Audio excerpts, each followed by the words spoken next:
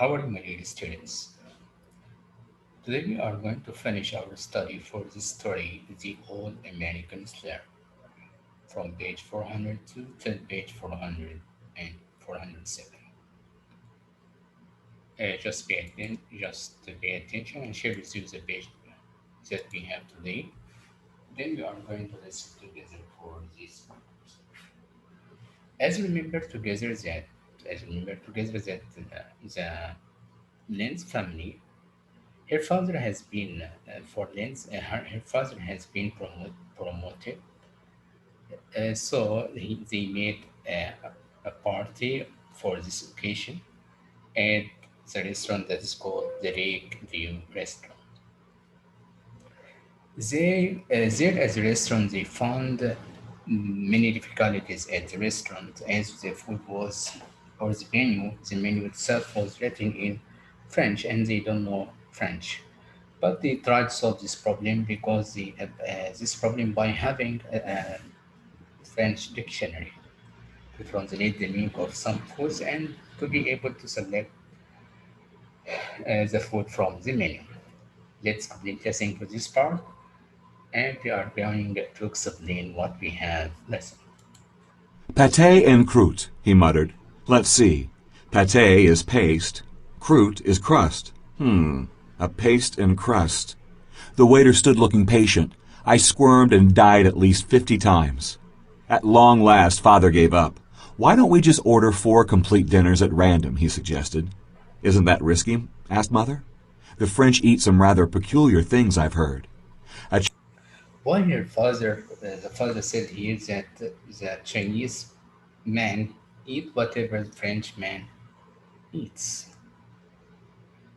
Let's listen for this part. Chinese can eat anything a Frenchman can eat, Father declared. The soup arrived in a plate. Why did say this sentence by saying a Chinese can eat anything a Frenchman can eat? Yes, he tried to persuade them of the food. He tried to persuade the mother to choose randomly, or tried to persuade them to choose randomly. So they said a Chinese can eat anything a Frenchman can eat. Why did the father say this sentence or this statement? To persuade the mother to choose randomly. Let's complete listening. How do you get soup up from a plate? I glanced at the other diners, but the ones at the nearby tables were not on their soup course, while the more distant ones were invisible in the darkness. Fortunately, my parents had studied books on Western etiquette before they came to America. Tilt your plate, whispered my mother. It's easier to spoon the soup up that way. She was right. Tilting the plate did the trick. But the etiquette book didn't say anything about what you did after the soup reached your lips. As any respectable Chinese knows, the correct way to eat your soup is to slurp. This helps to cool the liquid and prevent you from burning your lips. It also shows your appreciation. So my question here, what are several rules of Chinese eating etiquette? Again, what are several rules of Chinese eating etiquette? Yes, as we listen for this part, she said here the mother. Yes, we can say what? Yes, and she read a book of etiquette that's called Culture Play. She said she was right. He said here she was right. Helping the plate did the trick, but the etiquette book didn't say anything about what you did after the soup reached your lips. So, what is the etiquette for having soup? She said that the correct way to eat your soup is to slurp. We can see together. Chinese know, as we said here. Chinese knows that the correct way to eat your soup is to slurp. This helps you. This helps to cool the liquid and prevent you from burning your lips. It also shows your appreciation. So this is the etiquette, the Chinese etiquette for having food. You can highlight for this part the correct way to eat your soup is to slurp. This helps to cool the liquid and prevent you from burning your lips. It also shows your appreciation. You can see it, highlight please for this point. From the correct way, tell the word appreciation. The question again, what was or what is that Chinese etiquette for having food? Or in the question in another way, what are several rules of Chinese eating etiquette? Okay, let's complete listening. And what was their reaction when they had the soup? We showed our appreciation. Schloop went my father. Schloop went my mother. Schloop, schloop went my brother, who was the hungriest. The lady harpist stopped playing to take a rest, and in the silence, our family's consumption of soup suddenly seemed unnaturally loud. You know how it sounds on a rocky beach when the tide goes out and the water drains from all those little pools? They go schloop, schloop, schloop. That was the Lin family eating soup. At the next table, a waiter was pouring water. When a large schloop reached him, he froze. The pitcher continued to pour, and water flooded the tabletop and into the lap of a customer. Even the customer didn't notice anything at first, being also hypnotized by the schloop, schloop, schloop. It was too much. I need to go to the toilet, I mumbled, jumping. She found that the slope, as we listened, sloop, that they were slurping, and this was embarrassing thing for them. So my question here, what was the embarrassing thing that they did at the restaurant? What was the embarrassing thing that they did at the restaurant? Yes, they slurped the soup loudly. They made noise while they were having the soup. It's complete listening. To my feet. A waiter, sensing my urgency, quickly directed me to the ladies' room. I splashed cold water on my burning face, and as I dried myself with a paper towel, I stared into the mirror. In this perfumed ladies' room, with its pink and silver wallpaper and marbled sinks, I looked completely out of place. What was I doing here? What was our family doing in the Lakeview restaurant, in America? The door to the ladies' room opened. A woman came in and glanced curiously at me. I retreated into one of the toilet cubicles and latched the door. Time passed, maybe half an hour, maybe an hour. Then I heard the door open again and my mother's voice. "Are you in there? You're not sick, are you?" There was real concern in her voice. A girl can't leave her family just because they slurp their soup. Besides, the toilet cubicle had a few drawbacks as a permanent residence. "I'm all right," I said, undoing the latch. So the question again here. The question again here. What was the embarrassing thing that they did at the restaurant? Yes, she said here that they slurped their soup.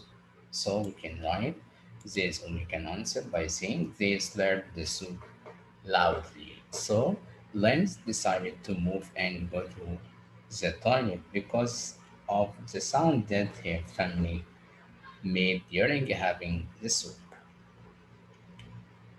Let's complete listening. Mother didn't tell me how the rest of the dinner went, and I didn't want to know. In the weeks following, I managed to push the whole thing into the back of my mind, where it jumped out at me only a few times a day. Even now, I turn hot all over when I think of the Lakeview restaurant. But by the time we had been in this country for 3 months, our family was definitely making progress toward becoming Americanized. I remember my parents' first PTA meeting. Father wore a neat suit and tie, and Mother put on her first pair of high heels.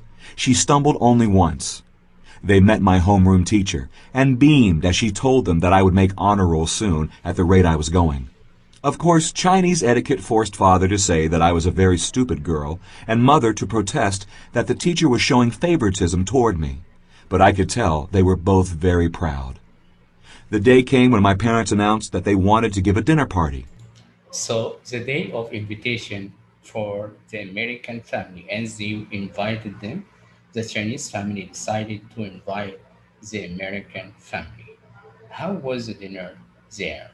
As we said before, for the American family, it was a buffet dinner. Everyone helped himself by himself. But for the Chinese dinner, how it was, let's listen. We had invited Chinese friends to eat with us before, but this dinner was going to be different. In addition to a Chinese American family, we were going to invite the Gleasons. Yes, they invited the Gleason's family or Meg's family. How was the dinner there? We are going to know through the next lines. Gee, I can hardly wait to have dinner at your house, Meg said to me. I just love Chinese food. That was a relief. Mother was a good cook, but I wasn't sure if people who ate sour cream would also eat chicken gizzards stewed in soy sauce. Mother decided not to take a chance with chicken gizzards. Since we had Western guests, she set the table with large dinner plates, which we never used in Chinese meals. In fact, we didn't use individual plates at all, but picked up food from the platters in the middle of the table and brought it directly to our rice bowls. Following the practice of Chinese American restaurants, Mother also placed large serving spoons on the platters. The dinner started well. Mrs. Gleason exclaimed at the beautifully arranged dishes of food. So, how was the dinner at the Chinese family? Yes. The mother set the table with large dinner as we listen together that the mother set the table with large dinner plates, which they never used in Chinese meals. They picked up food from the platters in the middle of the table. The mother also placed large serving spoons on the platters. As we know, they used what we know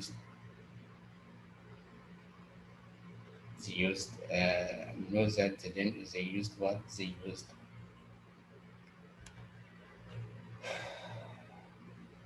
chopsticks. They used chopsticks. Let's complete listening. The colorful candied fruit in the sweet and sour pork dish, the noodle-thin shreds of chicken meat stir-fried with tiny peas, and the glistening pink prawns in a ginger sauce. At first, I was too busy enjoying my food to notice how the guests were doing, but soon I remembered my duties. Sometimes guests were too polite to help themselves, and you had to serve them with more food. I glanced at Meg to see if she needed more food, and my eyes nearly popped out at the sight of her plate. It was piled with food. The sweet and sour meat pushed right against the chicken shreds, and the chicken sauce ran into the prawns. She had been taking food from a second dish before she finished eating her helping from the first. Yes, my question this part again. How did Miss how did Mrs. Lin he's the mother, combine aspects of Chinese and American cultures at the dinner party that she hosted? Yes, we can say what? Yes, he said here, if we read this paragraph again, that the mother decided not to take a chance with the chicken gizzard. Since we had Western guests, she said, from here, what did she do? She set the table with large dinner plates. Highlight with me, please. Yes, we can say she set the table with large dinner plates, which we never, or we can say, which they never used in Chinese meal. What else? She said, in fact, we didn't use individual plates and all, but picked up food from the platter. So she used what the platters in the middle of the table. Yes, and brought it directly to their rice bowls, as you said, following the practice of Chinese American restaurants. So let me arrange the answer with you. And the question again, how did Miss how did Mrs. Lin combine aspects of Chinese and American cultures at the dinner party that she hosted? We said that the mother set the table with large dinner. The answer will be in this paragraph, so highlight this one. The mother set the table with large dinner plates, which they never used in Chinese meals. They picked up food from the platters in the middle of the table. The mother also placed large serving spoons on the platters. This is a question of this part. Let's complete listening.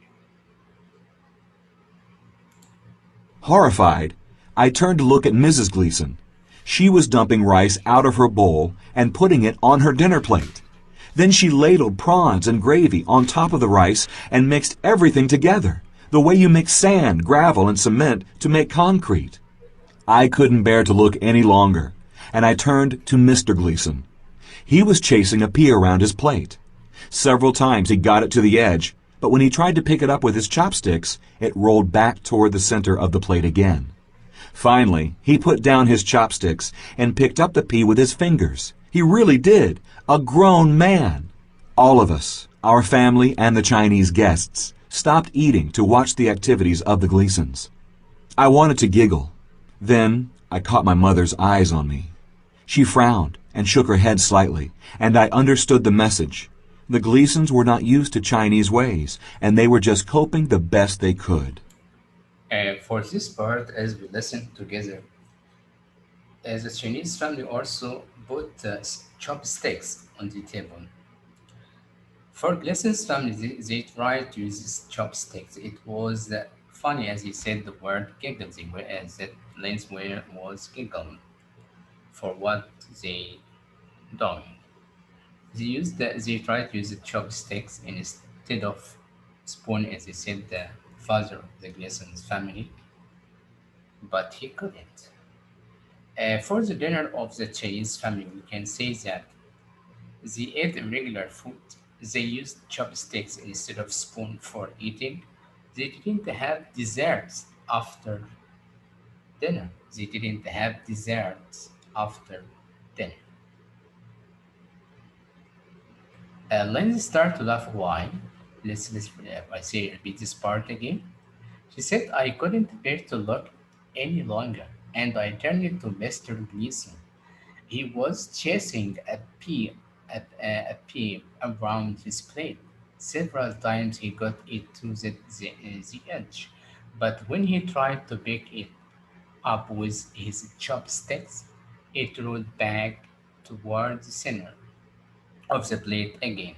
Finally, he put down his chopsticks and picked up the pea with his fingers. He couldn't use the chopsticks like the Chinese people. He really did. A grown man means an adult. And let's complete for listening. Also, before we complete listening for the text, she said here, all of us, our family and the Chinese guests,